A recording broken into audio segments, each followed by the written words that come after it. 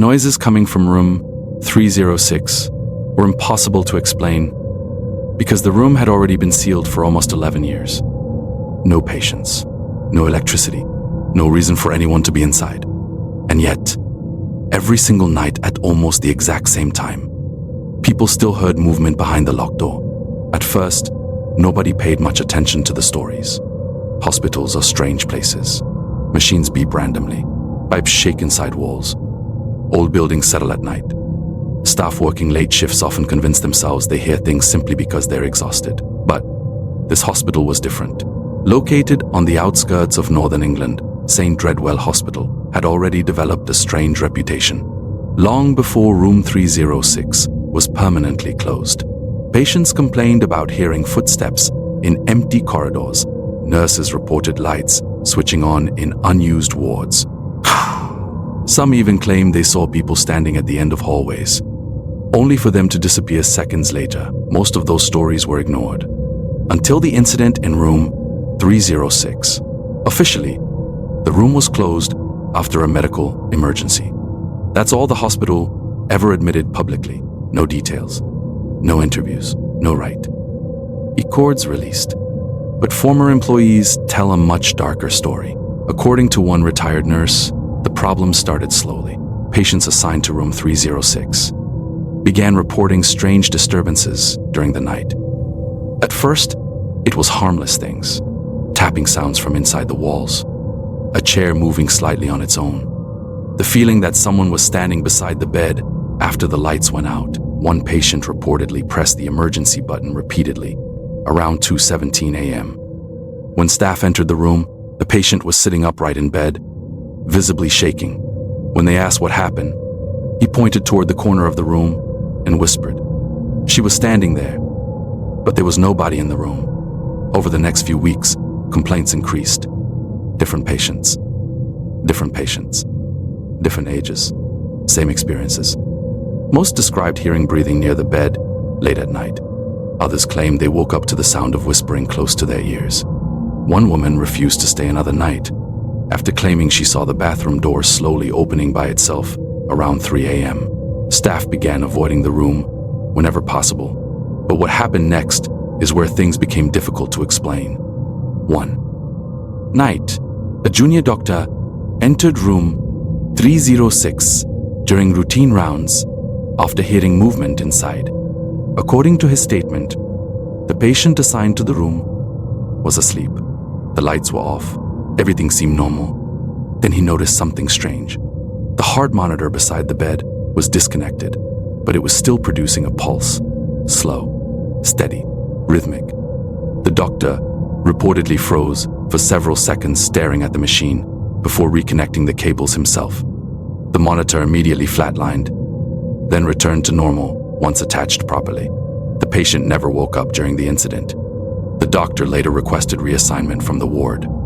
That should have been enough to shut the room down temporarily, but instead, the hospital continued using it. And that decision may have changed everything.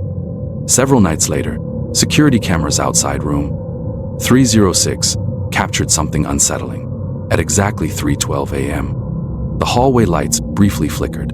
During the blackout, one camera frame showed the room door slightly open, but according to hospital records, the room was empty that night. No patient, no staff assignment, nothing. When the lights returned seconds later, the door was closed again. Security initially assumed it was a glitch, until they reviewed the audio. Very faintly, underneath the static, someone could be heard humming, a low, slow melody that no one recognized. After that footage circulated privately among hospital staff, rumors spread quickly. Some workers refused to walk past the room alone at night. Others claimed the temperature near the door felt unnaturally cold. One cleaner said she heard furniture moving inside, despite the room being locked and unused after midnight. But the hospital administration still refused to acknowledge anything publicly. Then came the final patient. Very little information about him was ever released. Most records connected to his stay were reportedly deleted years later. But according to multiple former staff members, he was admitted for exhaustion and severe sleep deprivation. The first night passed normally. The second night didn't. Around 2:40 a.m., Nurses heard shouting coming from room 306. By the time they reached the door, the patient was standing against the far wall of the room, staring directly at the ceiling.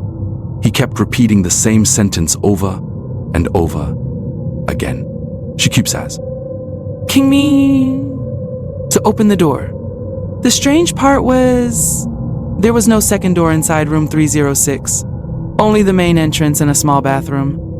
When staff attempted to calm him down, he suddenly pointed toward the empty corner near the window.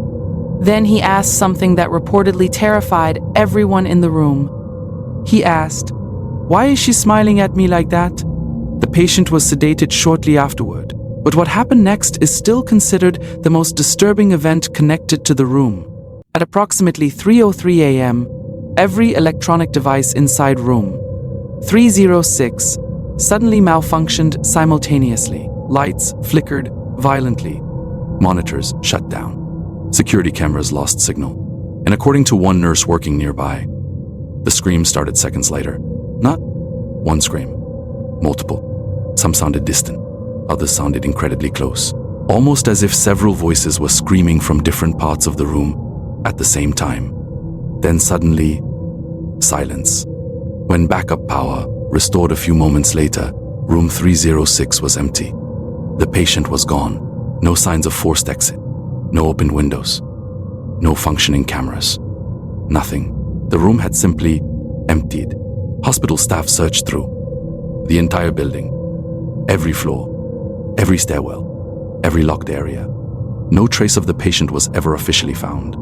And by sunrise, the hospital administration made a decision that still confuses people to this day. Room 306 was permanently sealed. Maintenance workers were ordered to cover the doorway with reinforced panels and industrial locks. Internal records described it as a restricted structural zone, though no structural damage was ever publicly identified. But what happened after the room was sealed is what transformed the story into something far darker, because the noises didn't stop. Night staff continued reporting sounds coming from behind the locked room. Scratching, dragging, soft knocking against the inside walls. Sometimes it sounded like footsteps, pacing slowly around the room. Other times, it sounded like breathing directly behind the door. One security guard reportedly quit after hearing someone whisper through the wall while he was checking the corridor alone at night. He claimed the voice said, "You left me inside." No one believed him until another incident occurred. Months later, a maintenance engineer was sent to inspect electrical wire near the sealed room after nearby lights repeatedly failed during night shifts. According to his report, everything appeared normal until he passed directly in front of room 306. That's when he heard movement inside. At first, he assumed another worker had entered illegally, but then he remembered something disturbing. The room no longer had an accessible entrance. The door had been permanently reinforced from the outside. Still, the noises continued. He described hearing something heavy dragging slowly across the floor, followed by 3 soft knocks from the other side of the wall. He immediately left the area. The following week, the hospital quietly closed the entire floor during nighttime hours. No official explanation was ever given, but staff continued talking. Some claimed they saw shadows moving beneath the sealed doorway, despite no lights existing inside anymore. Others reported hearing hospital equipment operating from within the room late at night, even though all power had supposedly been disconnected years earlier. And then came perhaps the strangest detail of all. During a renovation project nearly a decade later, construction workers attempted to move the reinforced wall covering room 306. According to internal reports, the metal panels showed damage from the inside, long scratches, deep dents, and markings that looked almost deliberate. But what truly disturbed the workers was what they found behind the sealed entrance. Another door, a second interior door that did not appear on any original hospital blueprint. No staff member remembered it existing. No construction records mentioned it.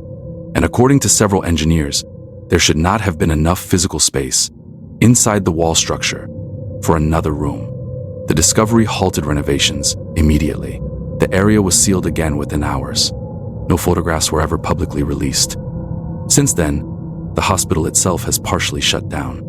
Most of the building remains abandoned today, with only a small medical wing still operating nearby. But locals living around the area still report strange activity late at night.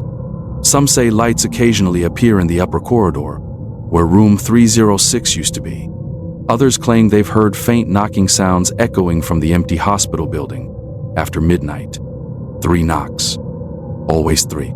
And perhaps the most unsettling part of this entire story is that no one truly knows what happened to the final patient who disappeared from inside that room. Nobody, no escape route, no explanation. Just a sealed hospital room where the sounds never stopped. And maybe the reason that room was locked forever wasn't to keep people out, but to keep something else from getting out instead.